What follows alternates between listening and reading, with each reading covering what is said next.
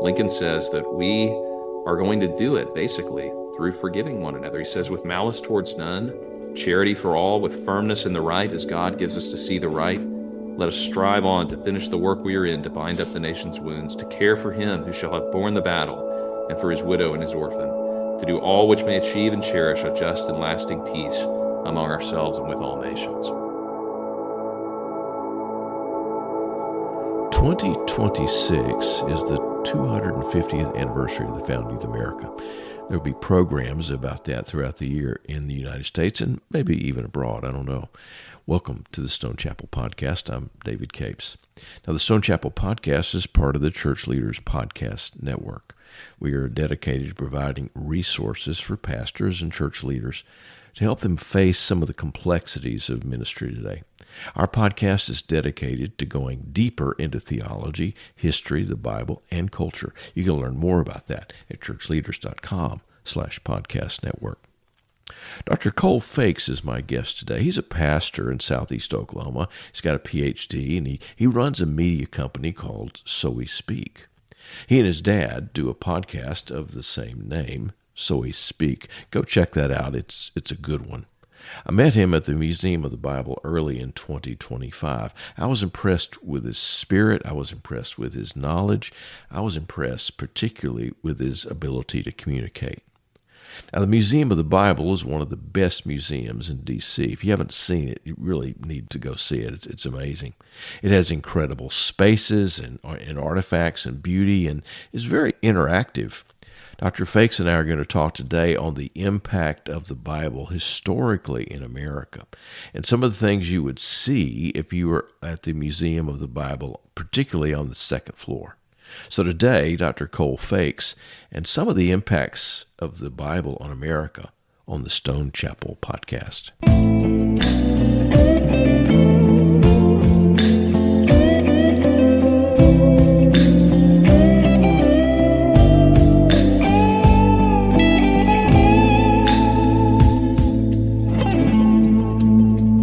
I am Cole Feix. I'm the senior pastor of Carlton Landing Community Church and the president of So We Speak Media.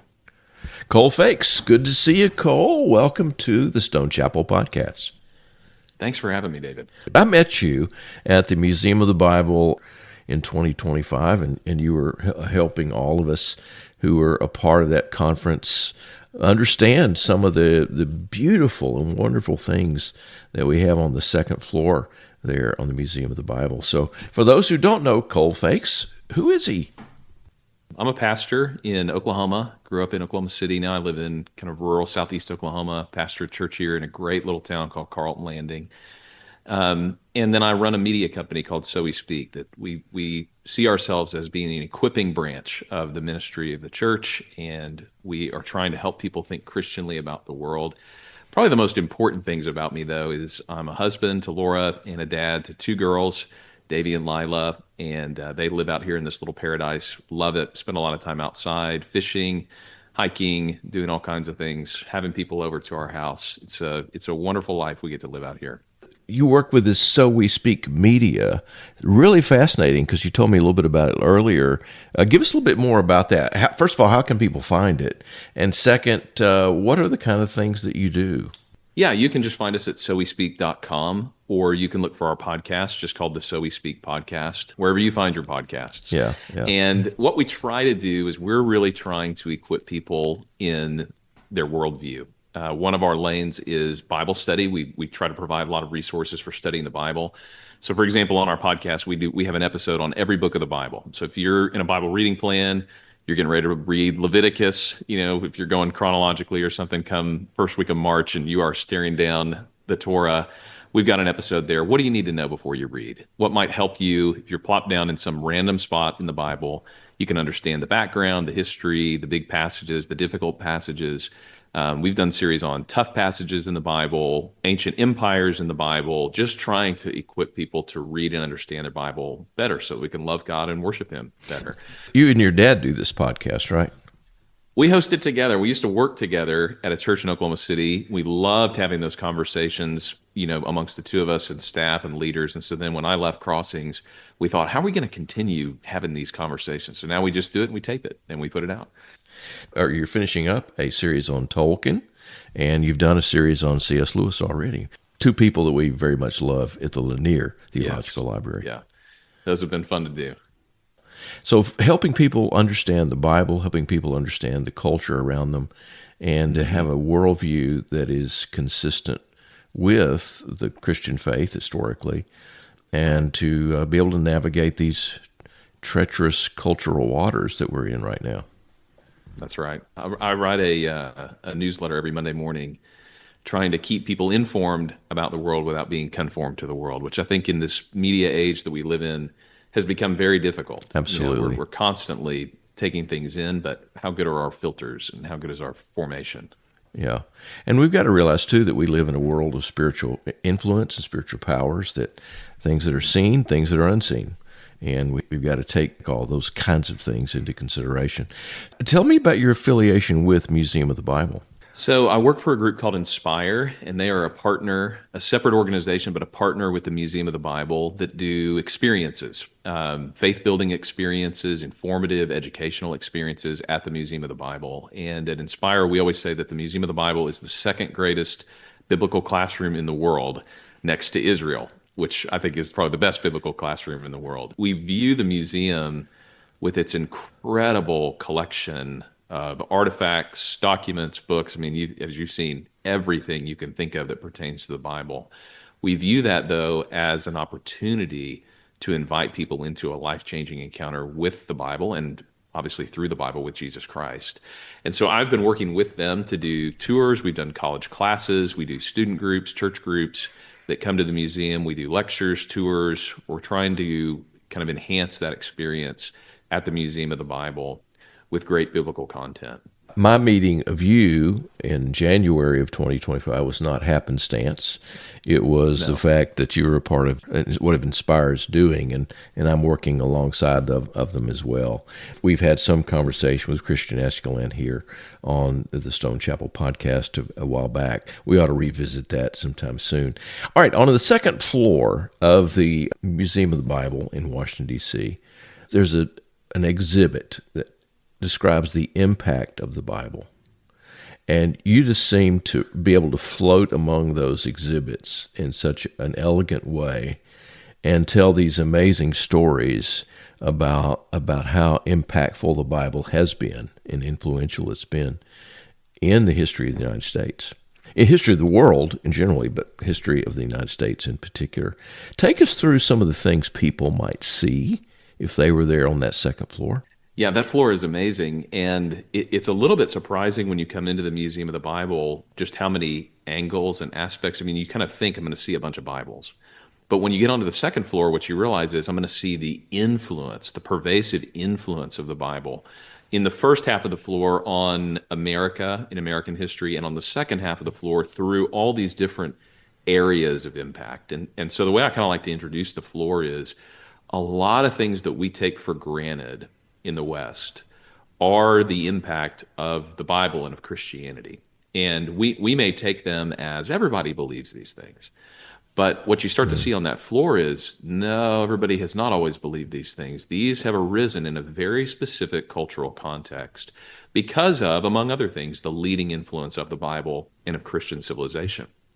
When you walk into the floor, I always like to talk about the questions we're going to be answering. I've listened back through several of your podcast episodes, and you guys cover a huge range of things, and they could be summarized by, is the Bible true? Which is a really important question. Mm-hmm. And secondly, what I think is becoming maybe an even more important question for apologetics, is the Bible good? On the one hand, can we be convinced that this is reliable, it's accurate, it's been transmitted faithfully? You're going to see a lot of that at the Museum of the Bible. But on this floor, we're going to answer the question, does it even matter? Does it even matter if it's true? Is it desirable? Do you want the world where the Bible has influence in it? And so to start that story of is it good, the first thing you're going to see when you walk into the impact floor is a couple of open Bibles, and you're going to stand in the middle of this tapestry that takes you back to the opening colonies in America. You're going to be back at Plymouth Colony. You're going to hear the sound of waves like you've just arrived at the shore of the New World. And the story that begins the colonist life in America is one of a dream of religious freedom and all of life for God. So when you read the Mayflower Compact, which they signed when they were still sitting off the shore a little ways on their boat. They'd been on this crazy journey of 2 months. They thought it would take a couple of weeks. They were crammed into this boat. They were hungry. They were tired. But before they did anything, they wanted to ensure that they bound themselves to these ideas. And that was for the glory of God. They were going to live all of life for Him. And so you'll see, when you look at this opening case, you'll see a King James Bible and you'll see a Geneva Bible. I always like to ask people what Bible they brought over with them in 1620. King James, of course. Geneva. Yeah, you would think it'd be King James. It is Right. the most popular Bible. It's supposed to be the Bible of the people. But these people were fleeing King James, and so they were big Geneva Bible fans. And the insight that you get there, though, is they thought they were doing something very similar to what had happened in Geneva, which was Calvin and his followers were building a society where kind of the social and civic part of life and the religious part of life were fused. And of course, there's a lot of arguments over, did that happen? Was that a good thing? But there's certainly a lot of evidence that this is the kind of thing that these people wanted to do and thought they were doing. Well, the rest of the floor is going to walk you through the fact that this is a lot more difficult to do than it is to say. You know, if it were easy, people would be doing it all over the place. Sure. It's very difficult. Yeah. And the early colonies are a big attestation to the different approaches of trying to put God at the center of life in a civic society. And so in the first part of that floor, there's all these great artifacts from the colonies. You've got law codes, you've got compacts, you've got educational materials, and it showcases that, you know, it wasn't just the people at the Plymouth colony, it was all the colonies originally taking some different approaches to how they're going to organize their life together. One of the artifacts I love to point out in the first part of the floor is called the Eliot Bible. And the Eliot Bible is a diglot. It is two languages, one on the left, one on the right. And it is an early attempt at missionary work among the Native Americans. And so you have John Eliot, who had come over, was living in Boston. He becomes acquaintances with a man named John Sassamon, who is one of the Algonquin peoples, and they start to translate the Bible into his native tongue. John Sassamon actually is a really interesting person. He's the first Native American to attend Harvard. Just a fantastic, sharp, insightful person. And they end up printing this Bible. It's the first Bible printed in North America that has the language of the Algonquin people and it has the language of English, and it's used as a missionary tool. And one of the dichotomies I kind of like to paint at the beginning of this floor in American history is you have this broad kind of cultural top-down approach to transformation. You know, we're going to make laws, we're going to put people in power, we're going to, you know, establish things as a society, and that's going to expand, build the kingdom of God. At the same time, you have people who think, no, the best way to do this is through one-on-one evangelism. We're going to evangelize. We're going to see people come to follow Jesus. And if we just do that enough, then that's going to expand the kingdom of God, build the kingdom of God, which of course are two of the major tracks of kind of Christian public theology today. I mean, you see this even in our newspapers today of what influence should Christians have. You have both of those and everything in the middle. And so that's been there from the very beginning of American history, kind of this top-down and bottom-up approach. Of course, depending on who you are and you know how you see it, you maybe favor one or another. But the thing I like to point out is that's been there from the very beginning of America. And it's been influential from the beginning of America. So these are a couple of things that you'll see along the way, just the way that American society is being set up and influenced by the Bible. And as you said, these things are not self-evident. Sometimes we hold these truths to be self-evident, that all men are created equal. Well, this was not self-evident to the Romans. They did not see everybody as equal. It's only after the influence of the Bible for, at that point, 1,700 years or so, that these things become the norm, become the ideal. And that's what we live with all the time. But we want to, in a sense, jettison the Bible and jettison what's got us here in favor of other, more modern, I guess, ideas. As you move through the floor, you see other booths and exhibits as well that speak to the nature of what's happening, demonstrating, I think, as you said, that the Bible really is a good document, and it teaches good, and it leads us to a good life. Yeah, a couple other things I like to point out on the floor is as you progress in the colonial era, the big thing that happens after the founding of these colonies is the Great Awakening. And of course, this is part of the cyclical movement you see in American history and in Christian history across the world of God reviving his church. You know, you have this really ardent, almost fanatical founding generation of people. But by the time you get to their great grandkids, you get some apathy, you get what we call kind of nominal Christianity. And in the midst of that, in the 1730s and 40s, what God does is he refines his church, he revives it, and you get this crazy spiritual renewal happening. And so what you'll see on the floor is this kind of feature video of the ministry of George Whitefield. You'll see some early copies of his sermons, Edwards. You'll see the writings of Phyllis Wheatley. I love to point out the writings of Phyllis Wheatley. This is a woman who was born a slave, who becomes a Christian through the influence of George Whitefield's preaching. And she's the first African American woman to have her poetry published in the New World. And Wow. she begins to write about what it's like to become a Christian, and then as you are walking as a Christian, the impact you need to start making on the world around you. So at once she is grateful, and it's really fascinating to read her poetry because she'll say at once she was grateful to have been in America in a situation where she could hear the gospel. And then now she turns her attention to, and how can people be believing the gospel and not do something about slavery and the brutality of that? So you see a figure like Phyllis Wheatley, who is a believer. She's been impacted by the Bible. And then she's going to use that platform that she now has to extend the influence of the Bible into the civil injustices of society. And so the Great Awakening is the spiritual founding of America in certain senses. You have people writing, that it's the emergence of evangelicals. I think that's a big part of it.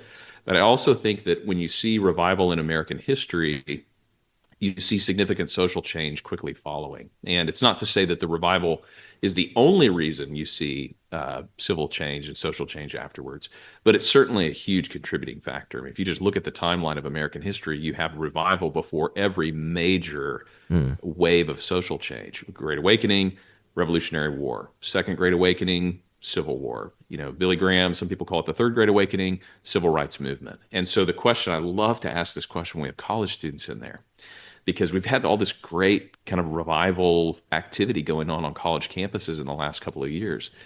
If there is a revival now, and usually they're shaking their heads, yeah, we're seeing something, there's something going on, revival may be here. What will be the next thing? What will people who are coming to Christ now, usually young people is when this happens, usually young people who come to Christ, they begin to follow him, and then they begin to change the world. What will the change be? That will be the proof of revival now is in 50 years, what do people say? Wow, and what followed was this. Things that we take for granted now, that through the impact of Jesus Christ and his Spirit and his word are going to change in our society. So I like to point that out as we lead up to the American Revolution. But I think some of the greatest artifacts on the floor are items from the American Revolution and from the founding. So you're going to see early copies of things like Common Sense. You're going to see early Thomas writings Paine. of Jefferson Yeah. and Adams. And they've got this great thing in the middle of the floor where they take these letters that are being written back and forth between people like Hamilton and Adams and Jefferson and Washington and all these others, Benjamin Rush. And they've got these actors that are reading them like they're a dialogue. And it's a dialogue about religious freedom. What are we going to do as a nation to preserve religious freedom? This is where I tell people I kind of want to rehabilitate Thomas Jefferson a little bit on that floor. Not because I believe that Thomas Jefferson is a great guy or that, the reasons that people are critical of him are wrong. I don't mean that by any means. But he's the same kind of enigma that America is. If you look at our history, he's somebody that had the loftiest of ideals. He was a deeply religious person, even though we wouldn't consider him a Christian. He saw himself as a Christian because he believed in the moral teachings of Jesus. He was the one that had the greatest hand in the language of the Declaration of Independence. He wrote the Virginia Statute of Religious Freedom, and we could go on and on and on down his resume. And saying all that, still had the cognitive dissonance at work where he was owning slaves. And he wrote many things that we would look back and say, oh, he didn't even consider people of different races to be the same. I mean, how could you possibly think that? And yet all of this is contained in this one enigmatic figure. Well, that kind of is the American story in a lot of ways. Amazing, lofty ideals that have been enshrined in our founding documents, in our great leaders, in our great moments, and then bewildering moments in our history where we've fallen short of those ideals. Yeah. And we live in an age where it's very easy to be self-critical. It's very easy to be cynical. The critique of should we tell our history warts and all? My worry is sometimes we tell our history now with only warts. We don't even focus on any of the good things. Yeah. And I just like to point out that as you go through and you look at all these documents of people writing about religious freedom, the founding ideals of the country, you get into early social reform movements. There's two cases on the floor that talk about social reform, whether it be slavery or education, women's suffrage. You can chronicle the arguments, and in these, people are using biblical arguments. Most famously, before the Civil War, you're seeing biblical arguments from the North and the South, from both sides of the slavery issue.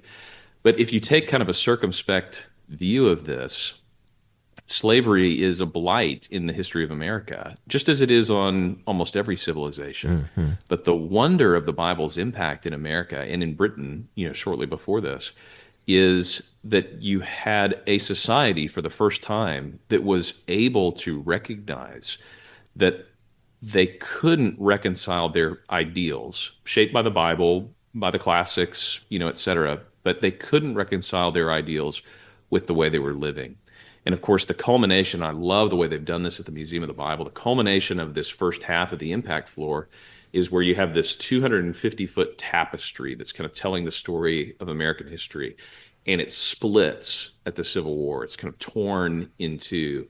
And that's because the Civil War is not just the greatest civic or national difficulty in American history. It's the greatest theological difficulty in American history. The Civil War was fought on the idea landscape with ideas from the Bible, with the impact of the Bible. And so they have not the original document, but they have a great facsimile there of Lincoln's second inaugural address. So you've come through, you've seen all these great arguments from pastors and politicians and social reformers and everybody you could think of. And then in the center of the floor, you have what I consider to be the greatest work of public theology in our nation's history, which is Lincoln's second inaugural. And I always tell people when you go to the Lincoln Memorial in D.C., you go in, you're just struck by the statue of Lincoln. I mean, this huge monument to Lincoln. And everybody kind of turns left to go to the Gettysburg Address, which is really important. And it's so much more well known, I think, because we teach it, in middle school and high school, you read it, talk about it. And it is a landmark document. But if you turn right in the Lincoln Memorial, you'll see etched on the wall Lincoln's second inaugural address. The whole thing. And the whole thing is on there. It's pretty short. I mean, Lincoln was a master of communicating, just incredible depth in very few words. And in that speech, what you see is the fusion of what we've been talking about for the whole floor, the impact of the Bible when it meets real kind of sinful life. And in that speech, what Lincoln does is he's able to channel a theological vision into the circumstance of the Civil War. So when this is given in 1864, the Civil War is not over, but it's relatively certain that the North is going to win. And Lincoln has turned his mind to think, how do you ever recover from this? If it's the impact of the Bible that we would say leads people to realize that you can't tolerate slavery anymore, Lincoln also realizes it's the impact of the Bible that's going to bring them back again as a society to live after the Civil War. And so to rebuild, to reconcile, Lincoln uses this amazing language. And this is the thing, is Lincoln is probably more talked about today because of his knowledge of the classics, the Greco-Roman authors, whereas he was not that devout overtly as a Christian. But once you begin to read things from the second inaugural, you realize that he was a very devout, very profound theological mind. So where does Lincoln turn? What are we going to do? He says we're going to bind up the nation's wounds. And the way we're going to do that is we're going to care for those who have fought and for their widows and for their orphans. The whole thing is just laced with biblical language. But I like to point people to that part because you're not going to be able to find that theme of forgiveness in other places that make up the founding ideals. You're not going to find that in the ancient Greco-Roman literature. You're not going to find that in kind of the common sense pragmatism that the founders were drawing off of. You're not even going to find that in contemporary writings about social movements outside of the influence of the Bible. How are we going to put this country back together again? Lincoln says that we are going to do it basically through forgiving one another. He says, with malice towards none, charity for all, with firmness in the right, as God gives us to see the right. Let us strive on to finish the work we are in, to bind up the nation's wounds, to care for him who shall have borne the battle, and for his widow and his orphan, to do all which may achieve and cherish a just and lasting peace among ourselves and with all nations. Wow. You don't have the resources for that without the impact of the Bible. Yeah. The conception of we're going to heal these wounds by what James says is true religion. We're going to take care of widows and orphans. We're going to forgive. We're going to move on, saying that God's ways are just and righteous altogether. This vision is unbelievable as a monument to the testimony of the Bible in American history. Man, you have just whet our appetite so beautifully for seeing the Museum of the Bible, seeing all that for yourself. And man, I really appreciate, Cole, you being with us today to talk about that. We wish you well in all of your endeavors, your ministry, and we look forward to having you back sometime. Thanks, David. You see what I mean? Dr. Feix is incredibly knowledgeable, and he's a clear, consistent communicator. Go check out his podcast, So We Speak. Thanks to the good people in the Near Theological Library in Houston for their help in this podcast. Thanks to my wife, Kathy Cape. She's an incredible audio editor. Thanks to Jenna Firestone, Phil Kagi, and Jessica Mauser for their help in producing this podcast. Once again, go and visit the Museum of the Bible in Washington, D.C. There's so much to see and do there. You won't regret it. I could spend days there, 4 days, all day, and still not see or experience it all. There's so much. If you like the podcast, please rate us highly, 5 stars. There you go. You know you want to. Until next time, I'm David Capes. Thanks for listening.